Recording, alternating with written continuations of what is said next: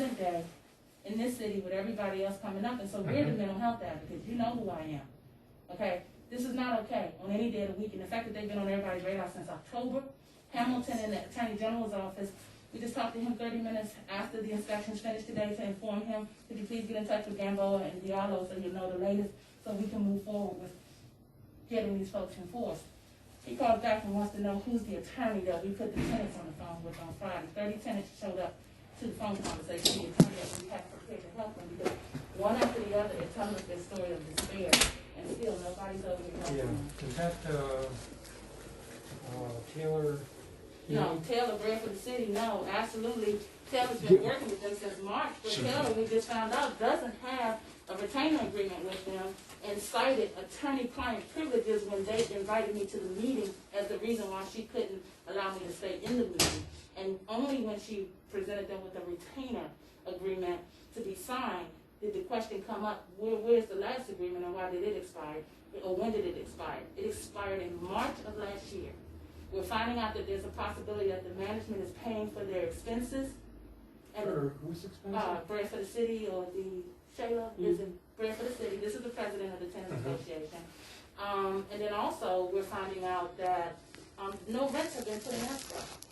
And that's what we've been trying to do, Chairman. So we're trying to. So it is relevant for us to point out to you this, what's relevant and just prevalent. They've been without heat, many of these residents, since December, at least. That's according to October.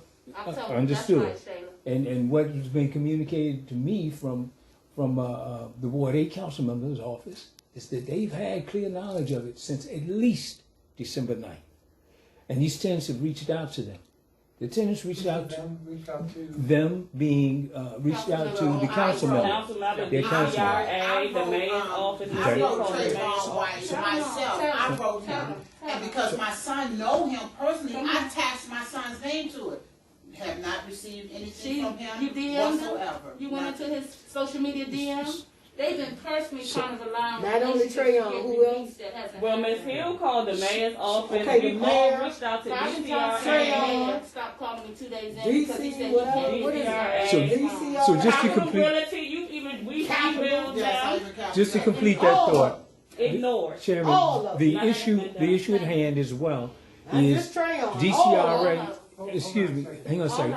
Just initially, DCRA only wanted to inspect 4 units. The one that we put on video. Allow me to finish. And so those 4 units was unacceptable to us because several of the tenants said they didn't have heat. So I demanded that they inspect all of the units in each building. They conceded after we got other members of the council involved, in particular Robert White's office. Councilmember White's office has been proactive. And his but that didn't come till after the publishing of a video by Ms. Hamilton there, Uncut Live.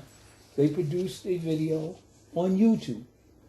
Now, it is not our intent to embarrass our political leaders. It's not about them at this point. The point is, these residents have at least according to the DC Tenants' Rights Act, the right to be free from mice, from mold, and they have the right to heat. And they have the right to be free from intimidation. So what has happened is when these residents have complained to the management have threatened several of them in emails. So there is a paper trail with market rate increases. I need you to do something about that. Right. I don't know what you can do, but I do know that you know how that can be executed.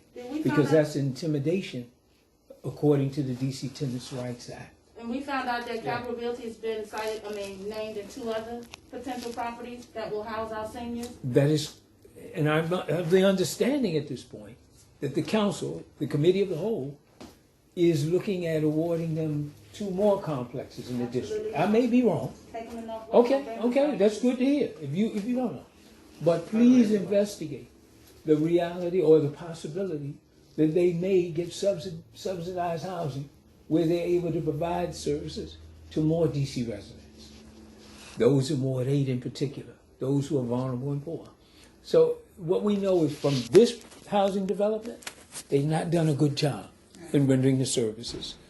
So if we could, we don't believe that they should be awarded anything else. Again, I Yeah, say, that's probably through DHCD. Okay. Probably. Okay. DHCD does housing and Yes. would do vouchers and things like that. Exactly. So, and if there's the council would be involved passively. I thought that you were I thought you all did the oversight on DCHD's There would contracts. be a new bonds committee. Okay.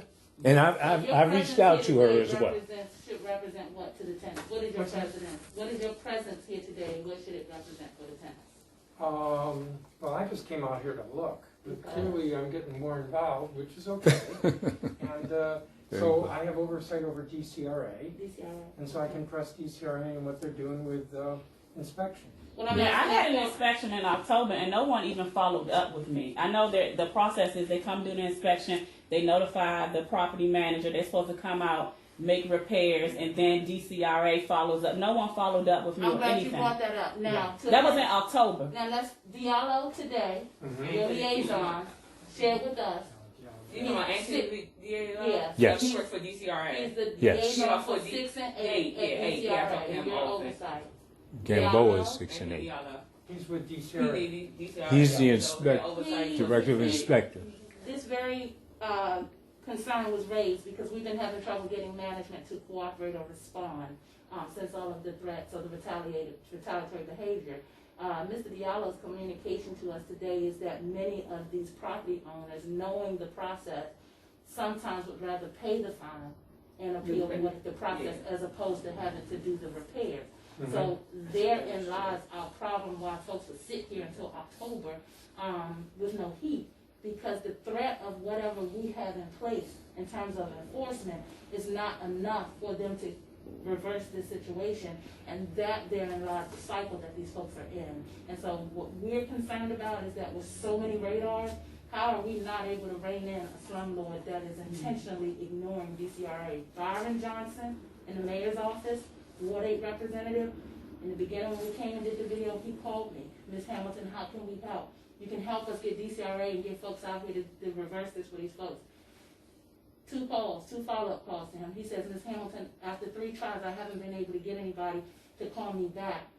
I'm going to have to go to my, superior and find out what do we do. I said, great, will you please let me know? No follow-up. Yeah.